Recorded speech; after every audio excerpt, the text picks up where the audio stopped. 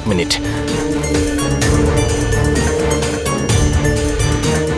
আমি স্নান করে আসছি।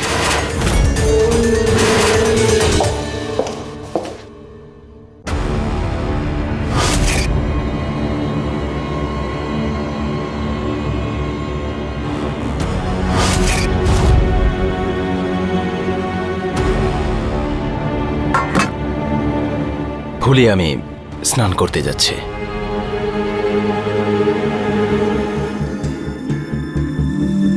ভুলে দাঁড়া।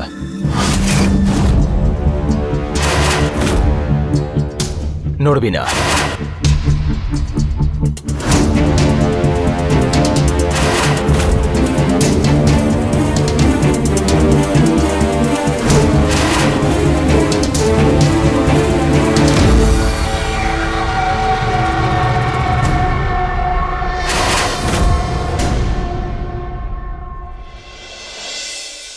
পোকা ছিল, কামড়ে নিত।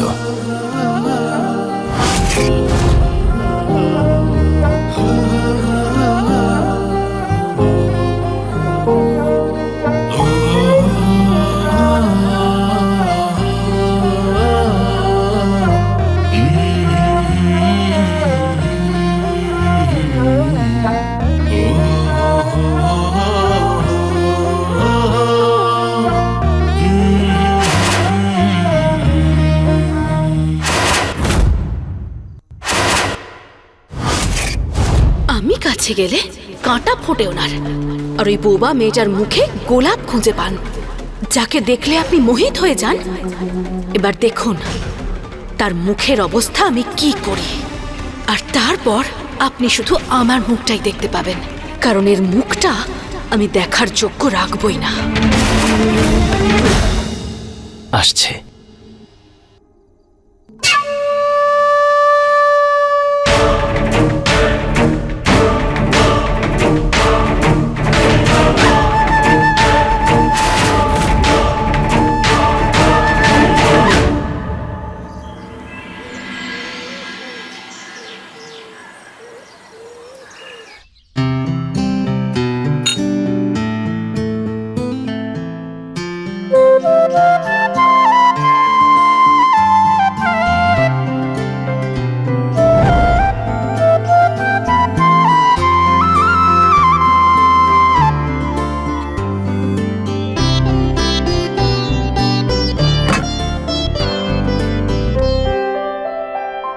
ফুলি, ফুলি একটু বাইরে আসবি?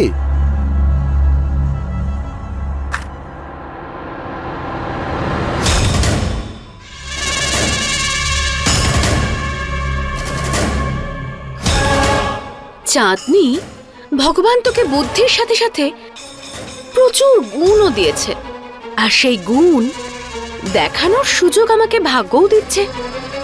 চল চাঁদনি, দেখা তোর গুণ।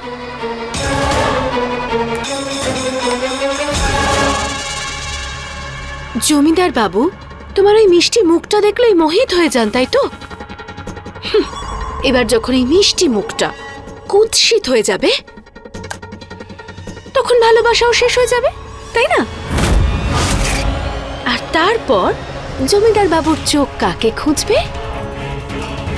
চাঁদনিকে।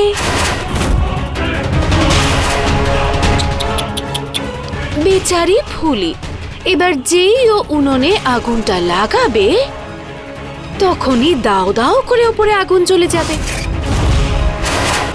আর সেই আগুনের ছিটে সোজা ফুলির মুখে। আর এটাকে আমরা কি বলবো? বারুদের বোমা।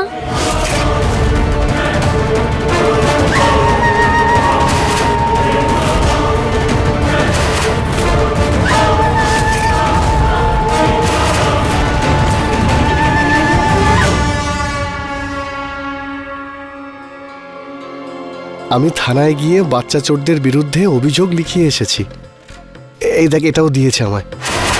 তাই তোর আর এসব নিয়ে চিন্তার কোনো দরকার নেই।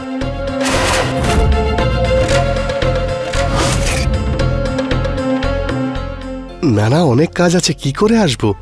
আরে ফুলি, তুমি তো রান্নাটা শেষই করোনি, উনুনটাও জ্বালিয়ে আসোনি। আমি যদি বানাতে পারতাম বানিয়ে দিতাম। দাদা নমস্কার। নমস্কার। আপনি এখানে কেন? ভেতরে চলুন না। না না, আমার কাজ আছে, পরে আসবো। আসি রে ফুলিয়া।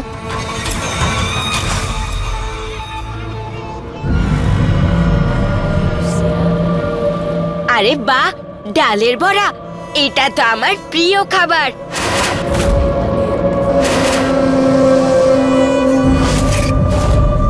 কিন্তু উনুনে আগুন জ্বলছে না কেন? কোনো ব্যাপার না, আমি জ্বালাচ্ছি।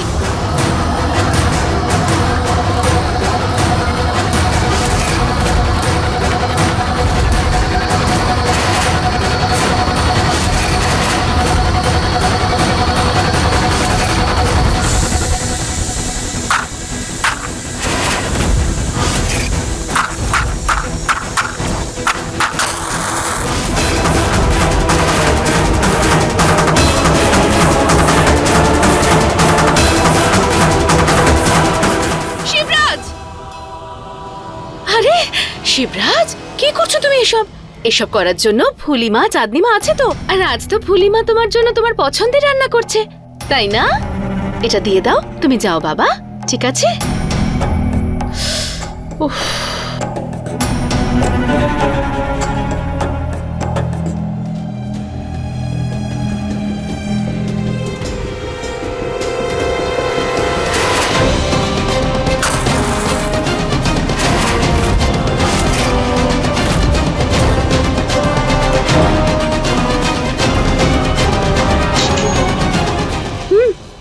কি হলো? ছোটটা রোশনি কাল, হ্যাঁ কাল বুড়ি খুব ভয় পেয়ে গেছে। হ্যাঁ ভাববো।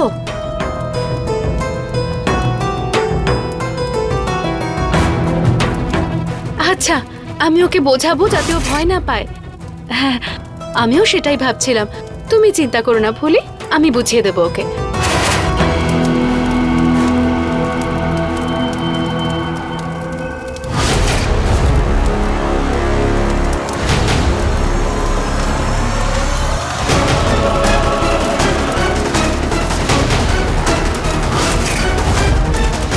তোমার শেষ সময় এসে গেছে ফুলি।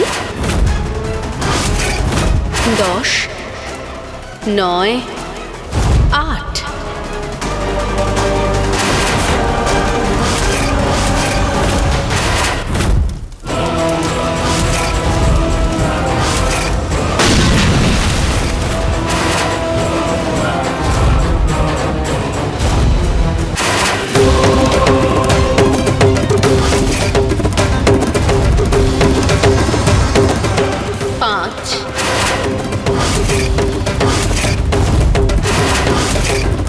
चार,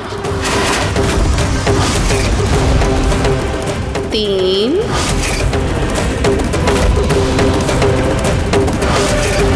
2,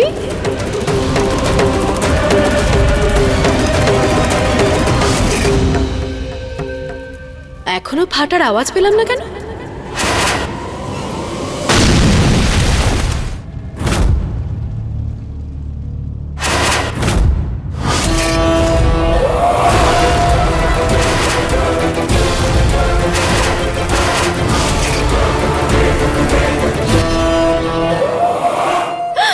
হে ভগবান, এটা কিসের আওয়াজ ছিল? চলো চলো চলো, চল বোন, তাড়াতাড়ি।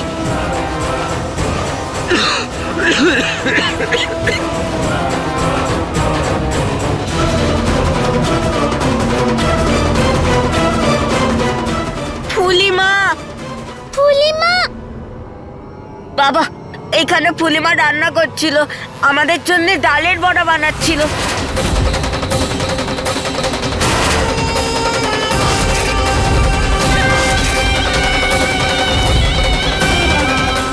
ফুলে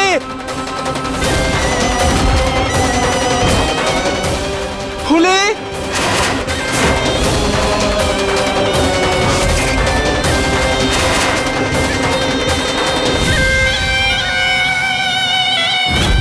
কি লাভ জমিদার বাবু আর খুঁজে? এতক্ষণে ওই বোবা মেয়েটার মুখের দিকে আপনার তাকাতেও ইচ্ছে করবে না। ফুলে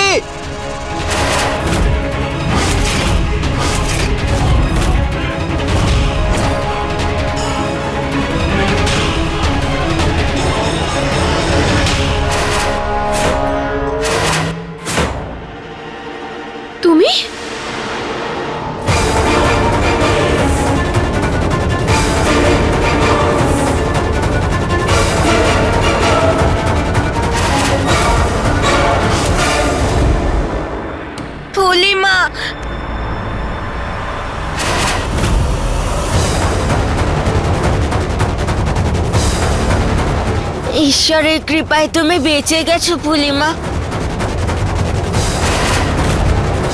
তুমি এখানে তাহলে রান্না কে করছিল?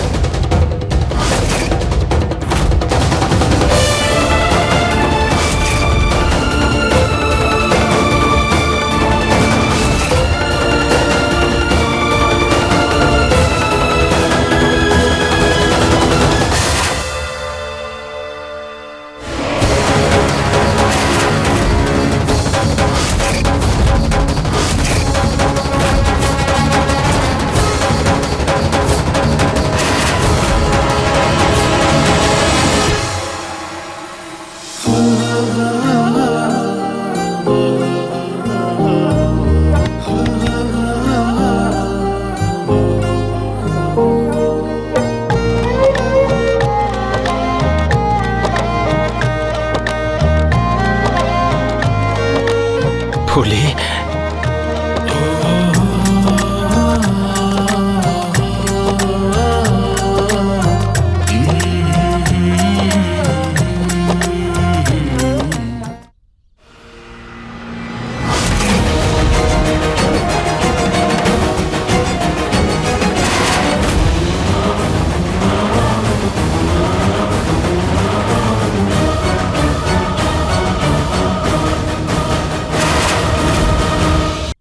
ঈশ্বরের কৃপায় তোর কিছু হয়নি।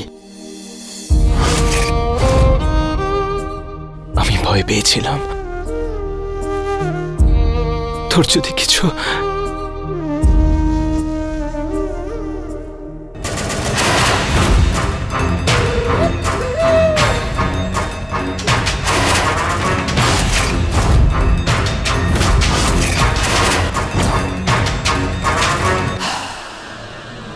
এই, এখানে কি করছিস? এসব কি করে হলো? আমি তো এখান দিয়ে শুধু যাচ্ছিলাম। ফুলি দিদিমণি আমাকে বললো যে উনি যেন কি ওই যে উনি নাকি মন্দিরে প্রদীপ জ্বালাতে ভুলে গেছেন, আর সেই জন্যই তো আমি এখান দিয়ে যাচ্ছিল। আর যাওয়ার সময় এত জোরে বিস্ফোরণ হলো,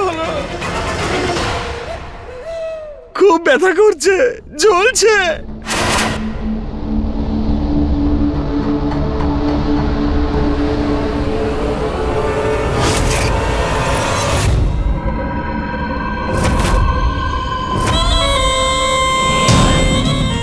এটা কি?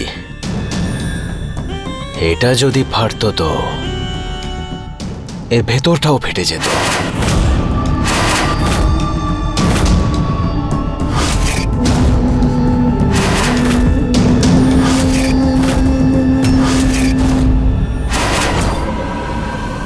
জমিদার বাবু, আপনি কিছুতে হাত দেবেন না, দূরে থাকুন এসব থেকে। উনুনের যে কোনো টুকরো আবার ফাটতে পারে, জানেন না কত পুরনো এটা। আরে, আপনার পাঞ্জাবিতে তো কালি লেগে গেল। আপনি ভেতরে গিয়ে পোশাক বদলে নিন। ফুলি, তুমি বাচ্চাদেরকে রান্নাঘর থেকে দূরে রেখো। ঈশ্বরের কাছে গিয়ে এবার পুজো দিতে হবে। কত বড় বিপদের হাত থেকে রক্ষা করলেন উনি আমাদের পরিবারকে, তাই না? তুমি যাও ওদেরকে নিয়ে যাও। জমিদার বাবু, আপনি যান না।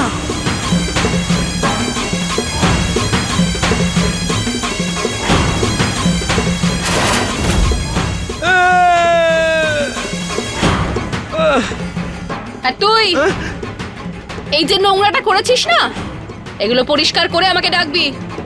আমি এরকমই।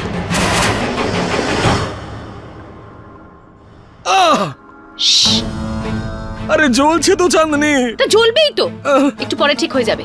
চুপ।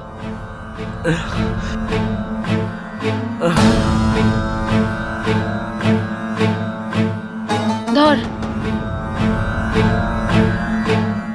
আরে বন্ধ করো তো তোমার এই রোজকার নতুন নতুন নাটক।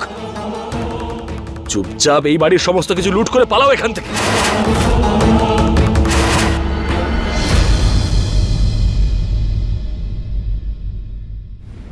আরে আমার সোনা, আমরা তো সেই ধরনের চোর যারা চুরি করতে এলে বাড়ির একটা বাসনও ফেলে যায় না। জমিদার বাবু তো সোনার ডিম দেওয়া হাঁস, ঝট করে কাটলে হবে নাকি? ওনাকে আস্তে আস্তে কাটতে মজা। দেখ এতদিন তুই ধৈর্য ধরেছিস, আর কয়েকটা দিন অপেক্ষা কর না, খোকলা করে দেব ওনাকে। আর সবার আগে তুই ওই ফুলিটাকে আমার রাস্তা থেকে সরানোর ব্যবস্থা কর। তারপর তুই যা বলবি।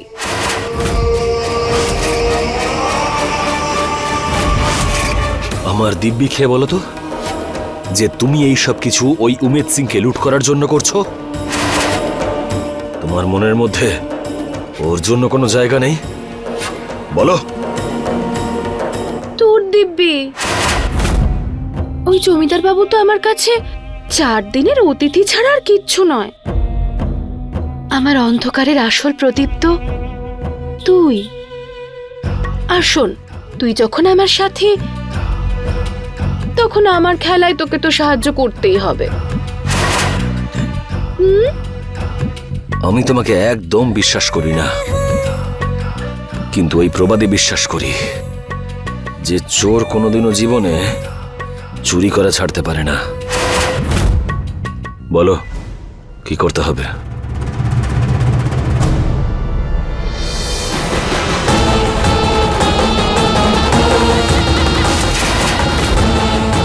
এবার বলবে কি চলছে মাথার মধ্যে? আমার কথা শোন, উনুনে হয়তো ওর মুখটা পোড়াতে পারলাম না, কিন্তু আঘাত এবার ওর সম্মানে করতে হবে, যাতে ও জমিদার বাবুকে আর নিজের মুখটা কোনোদিন দেখাতে না পারে।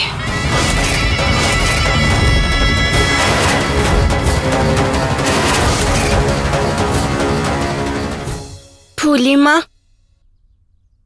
যদি তুমি ঠাকুরের কাছে প্রদীপ না জ্বালাতে যেতে, তাহলে আজ কি না কি হতো।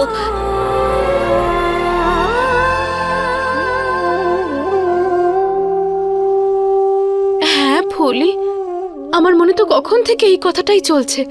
কত বড় বিপদ থেকে বেঁচে গেলে তুমি। ফুলি, আমি শুনেছি ওই যে পুরনো একটা বট গাছ আছে না, ওখানে সুতো বেঁধে মনস্কামনা বললে সব মনোবাসনা পূরণ হয়। তুমি যাও আর গিয়ে সুতো বেঁধে এসো, যাতে ঈশ্বর আমাদের পরিবারকে, আমাদের সন্তানদের সব বিপদের হাত থেকে রক্ষা করেন। আমি তো বলবো শুভ কাজে দেরি করার দরকার নেই। দেখো, আমি পুজোর থালাও রেডি করে এনেছি। আমি তোমার পুজো আর শ্রদ্ধায় নিজে থেকেও বেশি বিশ্বাস করি। ঈশ্বর তোমার সব কথা শোনেন তো। পরে আমরা দুজনে মিলে সেই সুতো খুলে আসব। আরে তুমি বাচ্চাদের চিন্তা করো না, আমি আছি তো। আমিও তো ওদের মা। যতক্ষণ না তুমি ফিরে আসছো, আমি ওদের আগলে রাখবো। তুমি তাড়াতাড়ি যাও।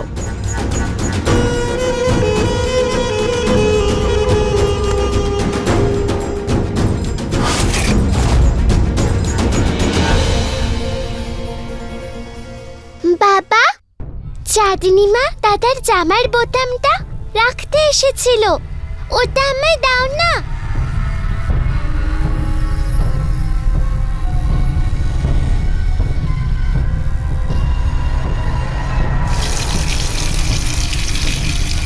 মনে হচ্ছে বাবা স্নান করছে। আমি খুঁজে নিচ্ছি দাদার জামাটা।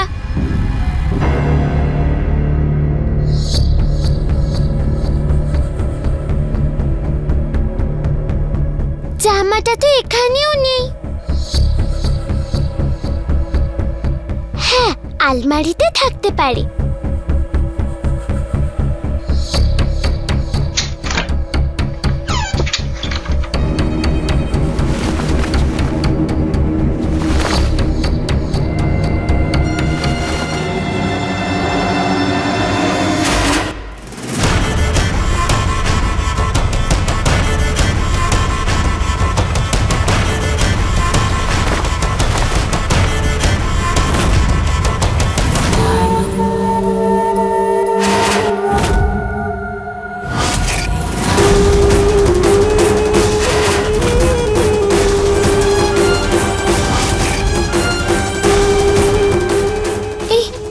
চুলটা তো ওই বড়ি ভূতটার। যদি এই চুলটা এখানে থাকে, তাহলে লাঠিটাও নিশ্চয়ই এখানেই আছে।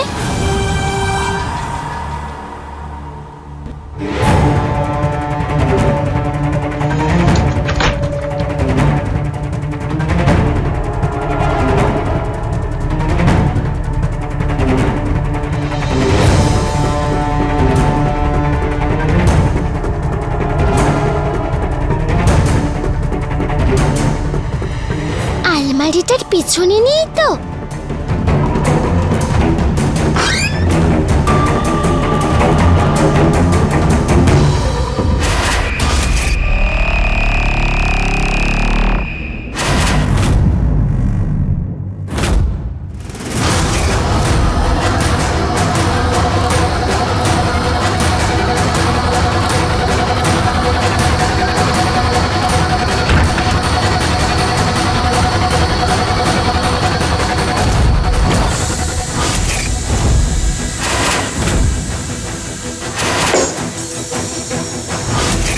এই লাঠিটাও তো ওই বুড়ি ভূত দেয়,